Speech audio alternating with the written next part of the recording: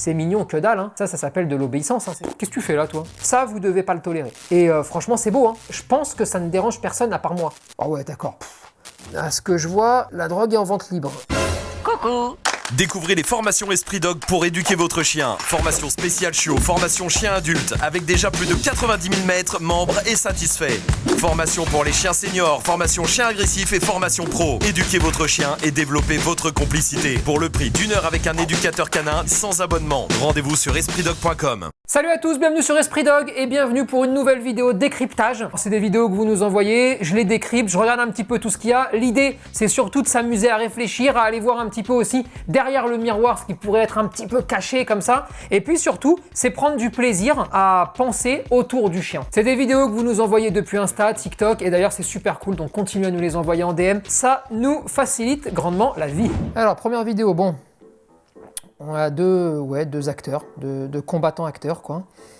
Bon, j'ai cru comprendre le délire, oui, voilà, le classico. On a le plus grand des Golden qui va foncer sur le gars. Pas du tout pour protéger la nana. Quand vous faites semblant de vous bagarrer, vous ne ressentez pas la peur. En fait, vous dégagez pas d'odeurs, en fait, qui sont pour le chien un peu l'alerte, la mise sous tension. Quand vous faites semblant de vous bagarrer, vous n'avez pas d'adrénaline. Résultat, la quasi-totalité des chiens, soit vous prennent vraiment pour des fous, des espèces d'illuminés quand vous faites ça, soit ils comprennent pas la situation, ils comprennent pas ce qu'ils sont en train de voir parce que c'est un peu étrange, ils montent en tension eux-mêmes et en fait ils vont essayer de s'apaiser eux-mêmes et d'apaiser une tension sans bien la comprendre. Et c'est ce que le Golden y fait là, parce qu'il essaye de le grimper, il le mord sans le mordre, hein, parce qu'il le chope pas, il lui arrache pas complètement ses vêtements, donc il lui fait pas mal, très déstructuré. Après il y en a un autre petit qui débarque, bon bah lui il est parti aux fraises direct.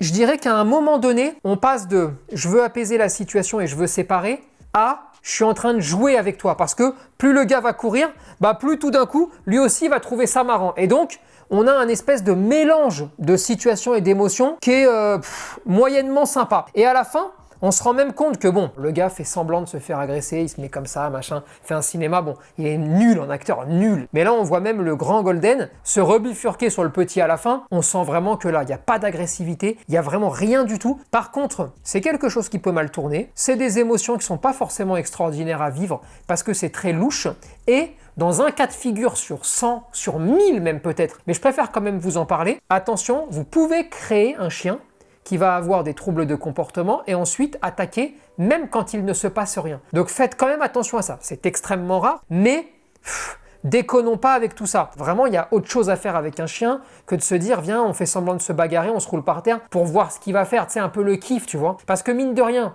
si il fait ce que tu as envie qu'il fasse, à savoir bouffer l'autre, bah après il meurt, hein, le chien. Je trouve vraiment qu'il faut être quoi, voilà. On laisse les cons tranquilles, on passe à la deuxième vidéo. Alors, qu'est-ce qu'on a là?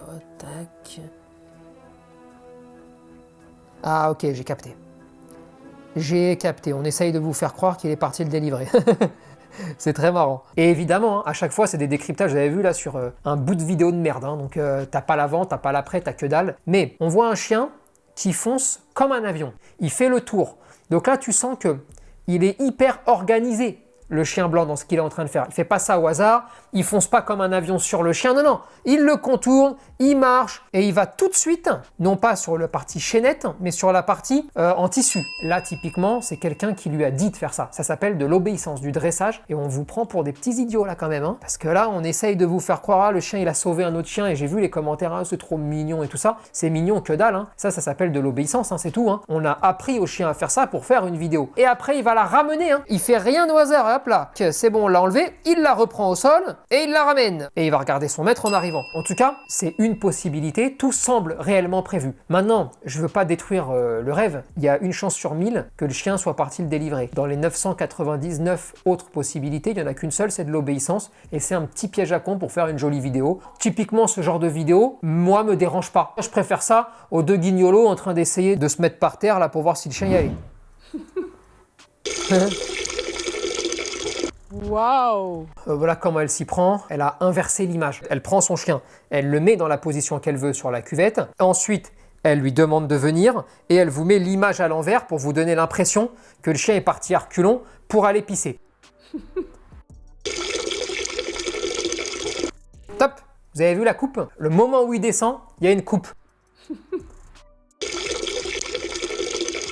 Waouh! C'est pas mal fait, hein. C'est plutôt pas con. Juste, bon bah le pipi, c'est un peu fort quand même, hein. C'est un petit peu fort, c'est un peu précis aussi parce que le cul est à peu près dans ce sens-là. Le trou est là avec l'eau. C'est quand même très compliqué pour le chien vraiment de pisser comme ça. C'est pas réaliste, mais vous avez vu un petit peu ce trompe-l'œil? C'est très fort comme ça, hein. Et souvent on peut se dire putain mais comment le chien a appris? Non, il n'a pas appris. Hop, prenez votre chien, vous le posez les deux pattes comme ça, c'est pas bouger, hop, viens ici, et puis vous rembobinez l'image, et vous faites 300 000 likes, hein, un peu comme la vidéo qu'on est en train de faire là, s'il vous plaît, hein. Likez, abonnez-vous, hein. J'en ai marre moi, hein, parce que sinon je vais faire des vidéos comme ces gens-là, hein. Puis voilà. Hein. Alors qu'est-ce qu'on a là?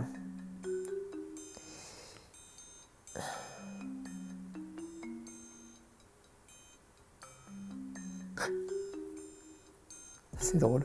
On a donc un petit chien dans les bras. Ils ont essayé de lui mettre une espèce de coussin pour protéger de la morsure. C'est un peu comme si vous lui mettiez une camisole de force. Ça se fait relativement souvent dans les cas de figure où on a des chats agressifs. Vous mettez la serviette en fait là, vous essayez de la retourner et en fait ça va empêcher le chat de pouvoir lever les pattes pour griffer. Ils essayent de couper les griffes pattes arrière. Ça ne se passe pas bien, le chien essaye de se débattre. Déjà, quand on fait ça, s'il vous plaît, essayez quand même de vous mettre dans la situation la plus facile possible. Posez-moi ce pauvre chien. Le maître peut tout à fait le poser sur la table, le tenir comme ça ne me pose aucun problème, mais au moins essayez de vous mettre dans une position à peu près correcte, à peu près normale. Ensuite, plutôt que de rigoler là comme un idiot, il ferait bien quand même d'arriver juste à le tenir. Coucou. Et puis... c'est quand même pas interdit de prendre 5 minutes de temps en temps pour habituer le chien à cela. Parce que sinon, vous arrivez tout le temps comme des bourrins en disant bah tiens, faut tout couper, vas-y, tiens, remets-toi là. Et en fait, à la fin, c'est le bordel. La plupart des gens ne coupent pas les griffes de leur chien. Les griffes, en fait, vont se limer naturellement. Mais ça peut arriver, je dis pas que ça n'arrive jamais. Mais donc, pour tous ceux qui vont jamais le faire, on n'en parle plus. Mais pour tous ceux qui sont au courant qu'il va falloir le faire, habituez vos chiens à cela. Sinon, vous vous retrouvez là-dedans. En plus, bon, ça fait rire tout le monde, sauf la personne une fois qu'elle se fait choper. Ça n'a aucun intérêt, ça n'a aucun sens. Et surtout, la prochaine fois qu'il va falloir l'ausculter, il va être agressif de cette façon-là, direct. Et donc, on pourra même plus le soigner. Pourquoi? Parce qu'il se rend bien compte qu'en essayant de mordre comme ça, il fait reculer la personne. Donc, il se dit, ok, super, cette action-là entraîne le rejet de ce qui ne me plaît pas. Après, il va démultiplier ça à tout. Ah, c'est pas comme ça qu'on fait, les gars. Alors, tac. Il a l'habitude, le chien, ça se voit. Hein. Ça, c'est stable, ça a l'habitude, ça contrôle. Là, c'est plus de l'obéissance, là. Hein. Là, on est vraiment sur du comportement. Hein. Parce que dites-vous bien que quand vous êtes dans cette position-là, de cette façon-là, oh ouais, d'accord, c'est très intéressant. Là, vous avez deux choses qui se mélangent. Vous avez le comportement, c'est-à-dire en fait la capacité du chien à pas avoir peur, à savoir où il est, à maîtriser ce qu'il est en train de faire sur la planche. Et là, on n'est pas dans de l'obéissance, d'accord? Juste après, quand il commence à monter sur le dos, là, on est purement dans de l'obéissance et dans de l'apprentissage de ce tricks-là. Et c'est les deux combinés qui font que tu peux avoir ce niveau de maîtrise, ce niveau de gestion en fait émotionnelle. Pourquoi il faut cette gestion émotionnelle? Parce que si là le chien était terrifié et ne se gérait plus, il ne serait pas capable ensuite d'exécuter quelque chose en obéissance. C'est l'ensemble des deux qui permet en fait d'obtenir ce genre de truc-là. Et franchement, c'est beau, hein. Tu sens qu'ils partagent vraiment des trucs. C'est de belles aventures aussi avec le chien. Enfin, c'est cool de pouvoir faire ça. On est en train de prendre des éléments de certaines disciplines, comme le dog dancing, hein, souvent, et on le retransfère dans la vie courante. Et c'est ça qui est, pour moi, à mes yeux en tout cas, vraiment beau et vraiment exceptionnel. Bark at your dog.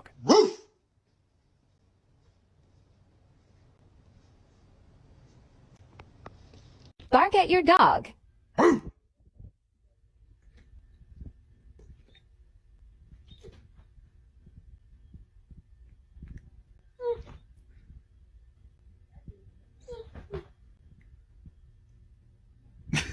Bark at your dog.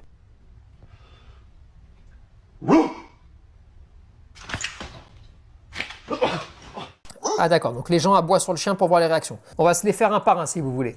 Bon, alors là on voit le chien qu'il a sans doute jamais vu aboyer, qui disjoncte. Il sait pas, il a besoin d'évacuer. Il va faire n'importe quoi, il va dire qu'est-ce que c'est que ça? Et très souvent, le chien qui avance avec sa truffe là comme ça, il essaye de prendre des infos, mais il sait pas trop. Et il se méfie de pas repartir en arrière. Ensuite, deuxième chien. Alors regardez bien, là c'est intéressant, parce qu'autant sur le premier, on a un chien qui s'y attend pas. Regardez bien le deuxième est très intéressant le deuxième. Il n'a pas encore aboyé, hein. Regardez, les yeux, les oreilles, tout est en mode « Ah, je sais ce que tu vas faire. Je le sais, tu me le fais tout le temps, t'es relou. » Hop, il avance. Ce qui fait qu'en fait, on n'a quasiment pas de réaction du chien à ce moment-là, parce qu'en fait, il est déjà comme ça. Et le chien se méfie, hein. Le chien le regarde comme ça du coin de l'œil, donc lui, il le fait trop souvent. Donc pas bien. Au passage, un petit collier à pic, hein. Vous avez compris le niveau du gars. Bark at your dog.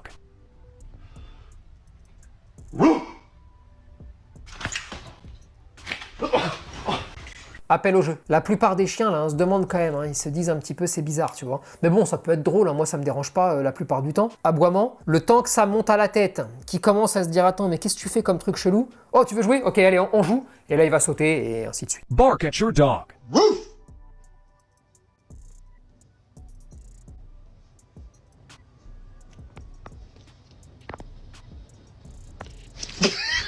Là, pour le coup, moi, je vous conseillerais pas de faire ce qu'elle a fait, hein, parce que os dans la bouche. Je sais pas, sur un malentendu, un petit protecteur de ressources, un truc un peu chelou, c'est peut-être le coup le moins bien choisi. Je dis pas qu'on peut pas le faire, hein, quand on connaît bien son chien, ça pose pas de soucis. Ça, moi, je le montrerai pas, tu vois. Bark at your dog to see their reaction.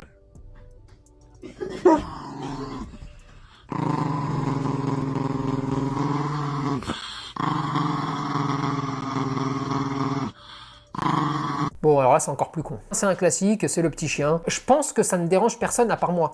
Donc, partant de là, on va continuer à aller voir dans ces états-là, les petits chiens, parce que vraiment, j'ai l'impression que maintenant, quand tu prends un petit chien, c'est parce que, justement, tu sais que tu vas pouvoir le rendre complètement fada comme ça.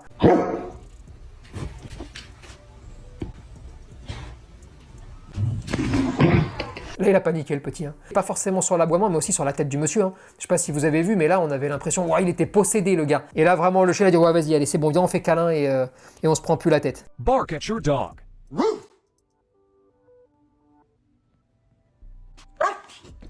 Et là, sur la fin, pareil, hein, c'est pas l'aboiement, c'est vraiment les yeux dans les yeux, c'est l'attitude, en fait, qui va entraîner l'aboiement, et après, sans doute, une partie de jeu, parce qu'ils doivent bien se connaître, mais c'est pas l'aboiement, là, encore une fois, qui va entraîner la réaction du chien, c'est vraiment tout ce qui se passe derrière, c'est-à-dire je fais un œil contre œil, je commence à me figer. Ça, c'est une vidéo qui a donc beaucoup tourné, d'accord? Moi, perso, elle me dérange pas plus que ça dépend vraiment du niveau de relation que vous avez avec votre chien, mais si vous le connaissez bien, franchement, ça me perturbe pas. Il y a une ou deux situations où effectivement, ça me gêne parce que la réaction du chien, ce qui se passe, les deux s'amusent pas. Maintenant, dans toutes les autres situations, tu vois bien que même quand le chien comprend pas vraiment ce qui se passe, il n'y a pas de crainte, il n'y a pas tout ça, il y a des fois de l'interrogation, mais ça reste bon enfant, ça reste amusant. Et on va pas s'empêcher de jouer avec nos chiens. Moi, je trouve ça très bien de faire des expériences. Le seul moment où c'est un peu embêtant, c'est si tu sens un arrière-fond de quelqu'un qui vit mal quelque chose, tu vois. Mais là, moi, ça me pose aucun problème. Qu'il est con. Il y a plusieurs choses. Il peut tout à fait lécher la télé, et à mon avis, c'est ce qui se passe, à cause du son, qui ressemble beaucoup quand même à des sonorités que lui peut voir comme, quand j'entends ce bruit-là, il y a par exemple de l'huile qui tombe dans la cuisine, et tu sais, vous savez, le fameux chien qui va lécher le sol, parce qu'il y a un peu d'huile qui a sauté. Et à mon avis, c'est ce qu'il est en train de se passer, parce que, est-ce qu'il reconnaît les images ? Peut-être très mal, ça c'est sûr. Est-ce qu'il arrive à distinguer des choses? C'est possible. Vu les images là, soit il pense que c'est de l'eau, parce que vraiment là quand tu vois l'image, hein, si vous vous mettez dans la tête d'un chien, c'est possible que ce soit un peu, vous savez, comme la pluie qui tomberait sur du sol, tu vois, sur du béton. Est-ce qu'il reconnaît les morceaux de lard? Ce serait un peu poussé, surtout qu'il n'y a pas l'odeur. Moi je crois beaucoup dans le fait que le bruit lui rappelle ce qu'il fait d'habitude dans la cuisine par exemple, et donc ça lui met un peu l'eau à la bouche, et c'est pour ça qu'il est en train de lécher en se disant normalement ça a bon goût, parce que c'est l'huile de la cuisine. Donc c'est très intéressant de voir ça.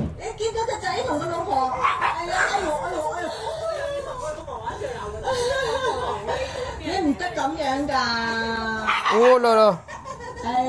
Oh qu'il m'a l'air Oh qu'il est prétentieux lui. Le monsieur en bleu, là, enfin le Shiba en bleu plutôt, d'accord, qui est un petit bonhomme. Alors qu'est-ce qui se passe? Soit ils se connaissent pas, mais il a anticipé. Il sait que la petite Shiba en rouge là, elle va gueuler. Elle fait de l'intox, mais elle va gueuler. Résultat, il lui balance beaucoup son arrière-train parce qu'il sait que justement il doit éviter un petit peu la morsure, qui n'est pas une morsure pour détruire, hein, parce que là on le voit, après ça s'arrête. Il va avancer, il va la regarder. Hop là, je sais que tu vas gueuler, je te mets un petit coup de cul. En même temps, il en a un autre en face, donc c'est un peu, je bombe un peu le torse, et puis hop, je te mets un coup de cul. Mais autre chose qui peut se produire, et les deux peuvent même se combiner, il peut tout à fait lui présenter son cul parce qu'il est en train de vider ses glandes, et il est en train de lui dire que c'est un gars. Et il peut tout à fait avoir mélangé les deux attitudes, entre le « hey, moi je suis un gars, moi je suis un bonhomme », et puis « ah putain, en même temps, je sais que tu vas me choper », et c'est ce qui fait que là, il se comporte comme ça. À ce moment-là, il vient d'éternuer. Là, tu sais que il vit une émotion, sans doute, parce que ça arrive très souvent sur le chien qui éternue, très positive, très content, mais il se gère plus trop. Vos chiens le font beaucoup quand vous rentrez chez vous, s'ils vous font une fête de ouf, il y a pas mal de chiens qui vont se mettre à éternuer, là c'est pareil. Donc là ça veut dire quoi? Aucun risque de bagarre, pas de stress, rien du tout, c'est très cool. Les deux sont au courant de ce qu'ils font. La petite dame, elle gueule un petit peu, elle veut pas se laisser trop faire, elle lui fait la danse de l'amour, voilà c'est normal. Le petit gars, il est en train de se montrer un petit peu, mais là, ils vivent en fait tous les deux un très bon moment, paniquez pas, c'est pas parce que vous voyez la femelle en rouge qui gueule un petit peu qu'elle vit un mauvais moment, il faut faire attention à ça, parce que sinon, elle chercherait à se décaler. Là, elle cherche juste à lui dire, hé, mon petit père, moi je suis pas une fille facile, parce que t'es relou, mais c'est pas parce que j'estime que t'es relou que j'ai quand même envie de m'en aller. Non, je reste là, t'es relou, c'est une vraie discussion de chien, il n'y a aucun problème pour moi là-dedans. Et vous avez vu, la petite femelle en rouge éternue aussi. Alors là, on a les deux qui éternuent. Bon, bah c'est bon, hein. La boucle est bouclée. Chut, tout se passe bien pour les deux.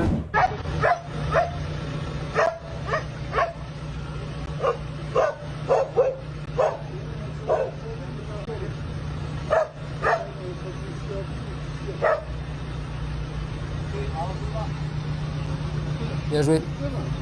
Bien joué, bien joué. Attendez, parce que là, j'ai pas grand chose à vous décrypter, je vais quand même vous montrer quelques trucs. Bon, j'ai bien compris, hein, ils ont tous pensé qu'il était bloqué, finalement il a jamais été bloqué le chien. Je vais rentrer vraiment dans le détail et c'est pas du tout méchant pour les gens qui étaient là. Hein. Dans l'action, on peut faire des choses qui sont con-con, même si elles sont pas méchantes ou dangereuses, mais qui sont un peu superficielles. Celui qui veut capturer le chien, d'accord, regardez son bras gauche. Il part pour essayer de faire quelque chose. Il avance, la main, hop, il la retire. Là, en gros, on a quelqu'un qui sait pas ce qu'il fait. Qu'est-ce que tu fais là, toi? Bon, je sais pas. Je la remets. Il est parti un petit peu à l'abordage, d'accord? Ça n'a pas de conséquences, mais c'est inutile. Ensuite, ça doit être un pompier avec, ça doit être une lance thermique ou en tout cas quelque chose pour couper le fer. Je pense aussi que de temps en temps, pour que ça se passe bien, il faut, parce que là le chien n'est pas du tout en danger, ça se voit, donc on a 3 minutes. Je pense que c'est beaucoup mieux que celui qui doit capturer essaye de le capturer et que le pompier ne sorte pas l'objet pour couper, ne s'approche pas, juste pour essayer de faire baisser un tout petit peu la tension. Là, je chipote, hein. Je vous donne juste les petits détails après coup, mais quand on est dans l'action, c'est jamais simple. Et c'est là où il ne faut pas être stressé. Je suis persuadé que si personne n'est stressé, tout le monde va se rendre compte que les barreaux sont pas en train de lui couper la gorge, mais sont tellement larges que ce petit il pourrait très facilement rentrer. Vous vous rendez compte là? Un camion pompier, une lance pour découper un coffre-fort, une personne pour capturer le chien, les passants qui s'arrêtent. Je pense que là, vraiment, si on prend 1 minute, on se dit, mais attends, mais non, il n'y a pas de problème. Et donc, on peut envisager peut-être des alternatives un peu plus tranquilles. Parce qu'imaginez, le chien, il bouge pas. Il n'est pas bloqué, mais il bouge pas. Tu commences à découper les barreaux à la lance. Rendez-vous un peu compte de ce qui peut se passer. Donc là, vraiment, je critique personne et surtout pas ceux qui interviennent parce que c'est pas évident. Mais c'est juste que quand on prend un petit peu de recul, on se rend compte qu'il y a plein de situations de la vie où la panique fait prendre de mauvaises options. Donc, on s'apaise. Ah, cette vidéo-là, c'est intéressant parce que je l'ai vue passer. Alors pour le coup, celle-là, je l'ai déjà vue. Je tiens à vous le dire d'avance, le chien meurt pas à la fin, mais le chien n'est même pas blessé à la fin, d'accord? Donc surtout, concentrez-vous parce que ça, c'est typiquement le genre de décryptage où il faut un peu de finesse.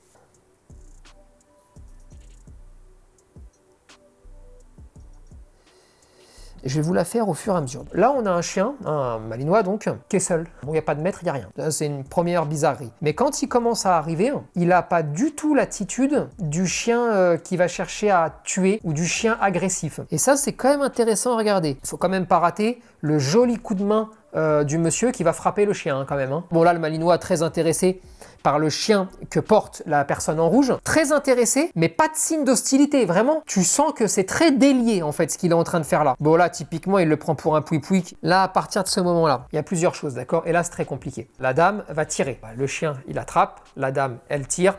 Le chien lâchera encore moins. Donc ça, c'est une première erreur qu'elle commet. Mais on peut pas lui en vouloir, c'est terrifiant. Hein. Évidemment que je jette pas la pierre et évidemment que c'est toujours plus facile à dire en regardant ça que de le vivre soi-même. Hein. Encore une fois, je me demande où est le maître. On a un malinois qui est pour le moment à une prise sur l'arrière, mais un peu comme s'il avait une peluche dans la bouche. Il cherche vraiment pas à aller reprendre très fort, à aller chercher ailleurs. C'est très bizarre ce qu'il est en train de faire. Le chien accélère, donc lui réaccélère. Il le rechoppe quasiment au même endroit. Là, il y a un monsieur qui arrive très détente, peut-être son maître, on ne sait pas. Là, le chien, il retourne, il y en a un qui cherche à mettre un coup de pied. Le chien s'en va, mais alors vraiment très tranquillement, là encore une fois, pas du tout paniqué, pas du tout affolé. Ensuite, il y retourne encore, donc vraiment il lâche pas l'affaire. Morale de l'histoire. Bon là, évidemment, c'est le bordel, il n'y a pas de maître, il n'y a rien. Vous avez un chien qui est, à mon avis, d'accord, qui n'arrive pas avec forcément de mauvaises intentions. Le fait de porter l'autre chien va faire qu'accentuer son intérêt et son attrait pour le chien. J'ai pas l'impression que le chien soit blessé. En gros, on le voit marcher quand même normalement, il n'y a pas de sang, il n'y a rien. Donc, je sais même pas si réellement il est en train de tilter, le malinois, que c'est un chien. Je sais pas s'il confond pas avec une peluche. Plus elle va le porter, plus elle va relancer. Maintenant, vous allez me dire, ouais, mais elle est bien obligée de le porter parce que sinon, il va peut-être se faire liquider. Vous avez raison. C'est typiquement ma bataille de, si tu veux que les gens ne portent plus leur petit chien, les grands chiens, il faut qu'on fasse un effort tous. Il faut s'en occuper, il faut faire attention aux autres, il faut pas en avoir rien à foutre de tout. C'est ce genre d'images-là, de vidéos-là, qui font que tous les propriétaires de petits chiens portent leurs petits chiens, donc développent des troubles sur leurs petits chiens, et c'est pas de leur faute. On peut pas leur reprocher. Il faut juste comprendre que c'est pas parce qu'un chien arrive en toute détente, comme on a l'impression qu'il arrive là, qu'il va rien se passer. Il faut se méfier un tout petit peu. Avec son intérêt va monter la frustration. Avec la frustration va monter à un moment donné l'incapacité de contrôler ses actions, de contrôler en fait ses nerfs. La plus grosse clé avec le malinois, c'est la capacité à avoir un malinois capable de rester sur une stabilisation émotionnelle qui lui permet de prendre à peu près la bonne décision sans se laisser aller aux hormones qui tout d'un coup font disjoncter la machine. Là, la machine disjoncte pas, mais certaines parties de sa machine à lui, eh ben, il les contrôle plus tout à fait. Donc il fait n'importe quoi, il se maîtrise plus. Vraiment là, la seule chose que moi je peux vous dire, c'est putain, comportez-vous normalement. C'est pas normal qu'il soit en liberté comme ça, c'est pas normal qu'il y ait personne. Tout ça est vraiment très étrange.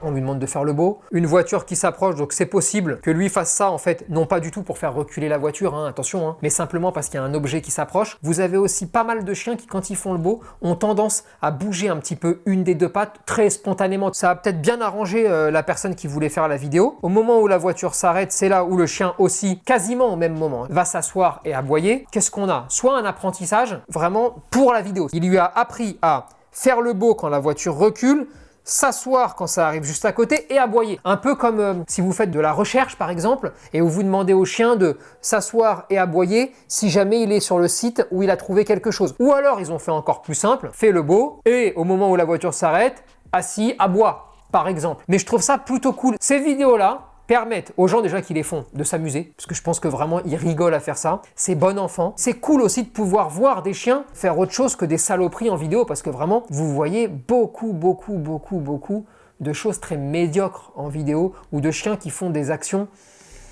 pas ouf quoi. Donc là moi j'aime bien ces trucs là. Mine de rien c'est des beaux moments que tu passes avec, donc c'est cool. Du hast auch keine Lust mehr auf nervige Tut-Nix-Begegnungen? Hier 3 Möglichkeiten, ein Tut-Nix auf Distanz zu halten. Ein paar Leckerlis zum Tut-Nix werfen, diesen abzulenken. Si je comprends bien, les premiers instants qu'on a vus avant qu'elle jette les friandises, c'est ce qu'il faut pas faire d'après elle. Ensuite là, dans les solutions qu'elle propose de jeter des friandises sur le côté si jamais un chien agressif arrivait. À ce que je vois, la drogue est en vente libre.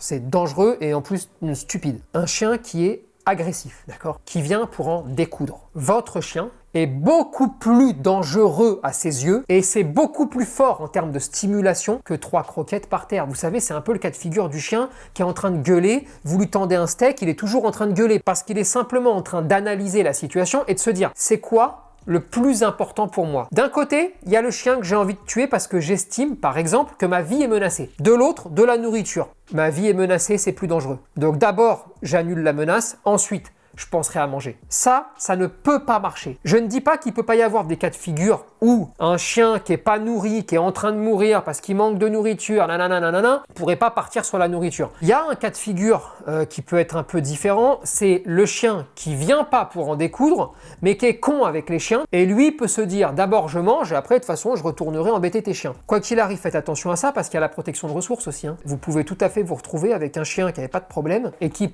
pour le coup fait aussi un peu de protection de ressources et tout le monde va se bagarrer parce que vous avez balancé 3 croquettes par terre. Non, c'est stupide. Einen Ball oder einen Stock von dir wegwerfen. Ça, c'est des gens qui se font pas chier. Ok, ça veut dire que vous allez vous trimballer dans la poche avec 200 balles. Et chaque fois que vous voyez un chien, vous jetez une balle. Qui peut faire ça? Non mais, qui peut faire ça concrètement? Personne. Même si ça fonctionnait, c'est un conseil que je peux pas vous donner parce que vous ne pouvez pas l'appliquer. Il faut arrêter de faire ce genre de vidéo avec des chiens qui n'ont pas de problème. Le pauvre, il a rien demandé, il est gentil comme tout, mais ça ne marche pas comme ça l'agressivité. Il faut commencer à redevenir sérieux en fait dans la façon de faire ça parce que ça c'est votre quotidien. Si on commence à faire tout et n'importe quoi, vous vous rendez pas compte, ça c'est très grave pour moi. Je déteste les éducs qui font ce genre de vidéos de et en plus qui mentent comme ça. Oder den entgegenkommenden Hund durch Körpersprache. Au début, elle te dit non, faut pas faire ça. Par contre, ça tu peux, tu sais. Elle se moque du monde et vous croyez vraiment qu'un chien qui est déterminé, tu lui fais allez comme ça et il va s'en aller. Et en plus, par contre, très beau rappel le petit Bouvier là. Là, on se moque du monde. On ne respecte pas les gens. Ça, vous devez pas le tolérer. Les choses sérieuses, c'est quoi? C'est très simple parce qu'il n'y a pas 36 000 solutions. Il faut pas avoir peur. Et je vous explique comment. D'accord? Parce que je sais très bien, vous allez vous dire bah t'es gentil, mais bon quand le chien il est agressif en face, mais tu vas comprendre. Faut pas avoir peur de tout et n'importe quoi. Faut pas avoir peur de son nom. Parce que si vous avez peur de tous les chiens que vous croisez, imaginez vos chiens ce qu'ils vont ressentir.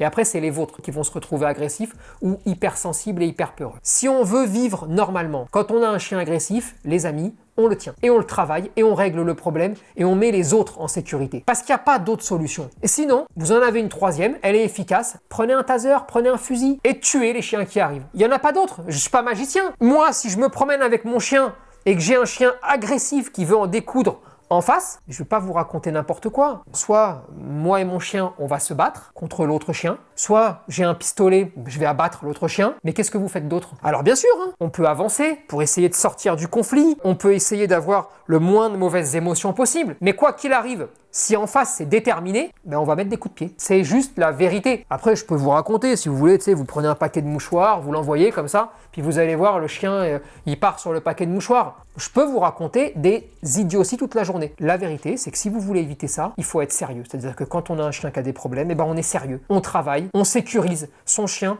et les gens. C'est la seule solution pour être bien. Et vous savez qu'en faisant ça, on arrivera même à avoir des chiens, peut-être sans obéissance, mais tous cool.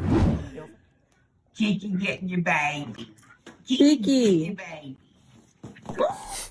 Bon, elle a un peu paniqué maman là. J'imagine qu'elle a peur que le chien fasse ça aussi avec l'enfant. La seule chose en fait qui me perturbe, je vais vous le dire très sincèrement, si on part du postulat que la dame là est la maman du petit, mais aussi la maîtresse du chien, d'accord? Son attitude m'inquiète profondément parce que ce que fait le chien, tous les chiens du monde entier l'ont déjà fait. Vous savez, il prend une peluche, une corde, n'importe quoi, il secoue dans tous les sens, d'accord? Il n'y a rien de surprenant là-dedans. Deuxièmement, ton chien, parce que là il est pas jeune le chien, tu le connais quand même. Si jamais tu dois avoir des craintes, j'ose espérer que tu laisses pas le chien à côté du bébé si tu as des craintes. Sinon t'es vraiment con en fait, tu vois. Donc les deux attitudes-là me surprennent beaucoup. Le chien fait ça avec un bébé en plastique. Il le sent bien que c'est en plastique. Et en plus au début de la vidéo, regardez, il est en train de jouer comme si c'était un jouet basique.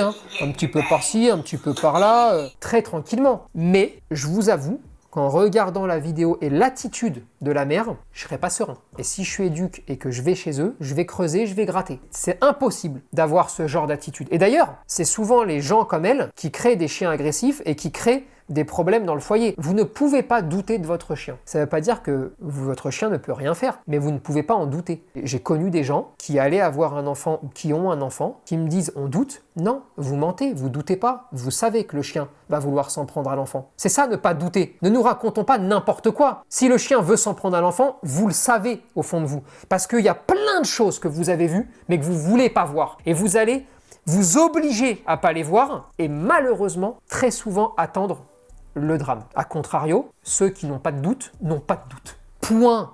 Et ça, c'est la vérité. Ou alors, c'est que vous connaissez pas du tout vos chiens, c'est qu'ils vivent en chenil, c'est que vous avez aucun contact avec eux. Mais sinon, allez, pour pas tout englober, dans 99% des cas, il n'y a pas de doute. Vous le savez, que ce soit bien ou que ce soit mal.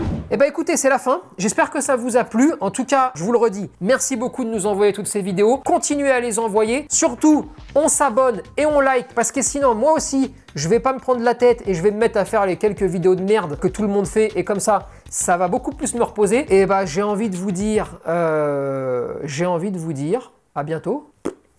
On compte sur vous pour partager cette vidéo, réagir en commentaire et vous abonner à la page Facebook, Instagram et YouTube. Et n'oubliez pas que nos formations en ligne sont là pour vous aider à éduquer votre chien et votre chiot. Dispo sur espritdog.com.